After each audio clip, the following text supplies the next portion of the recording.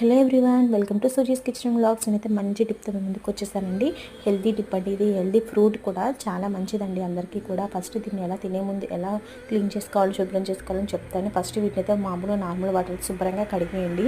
తర్వాత ఇంట్లోకి half spoon వరకు సాల్ట్ వేసేసి ఫ్రూట్స్ అన్నిటికి ఆ పండ్లన్నిటికి పట్టేసి ఉంచి కొంచెం వాటర్ పోసి ఆ సాల్ట్ వాటర్లో ఒక 5 minutes వరకు ఈ ఫ్రూట్ అనేది పండు అనేది కొంచెంసేపు నానబెట్టండి. నానబెట్టిన తర్వాత అప్పుడు ఆ వాటర్ వంపేసి అప్పుడు ఆ ఫ్రూట్ని తినాలి. ఈ ఫ్రూట్ వల్ల చాలా ఉపయోగాలు ఉన్నాయండి. ఇందులో పుష్కలంగా విటమిన్ సి అయితే మనకు దొరుకుతుంది. అదేవిధంగా దీంట్లో కార్బోహైడ్రేట్స్ తక్కువ, ఫైబర్ ఎక్కువ ఉంటుంది. బాడీకి ఫైబర్ చాలా ముఖ్యమండి, అందుకని ఫ్రూట్ తినమని చెప్తారు.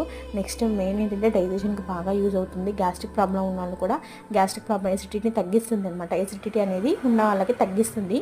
అదేవిధంగా డైజెషన్కి చాలా మంచిది, పిల్లలకు కూడా చాలా మంచిదని చెప్తున్నారు. బ్లడ్ సర్క్యులేషన్ కూడా బాగా జరుగుతుంది. ఇంకా ఈ సీడ్స్ని కూడా ఎండబెట్టి పొడి చేసుకుని వాటర్లో కలిపితే అయితే చాలా యూజెస్ అయితే ఉన్నాయంటండి. Thank you for watching. Please subscribe.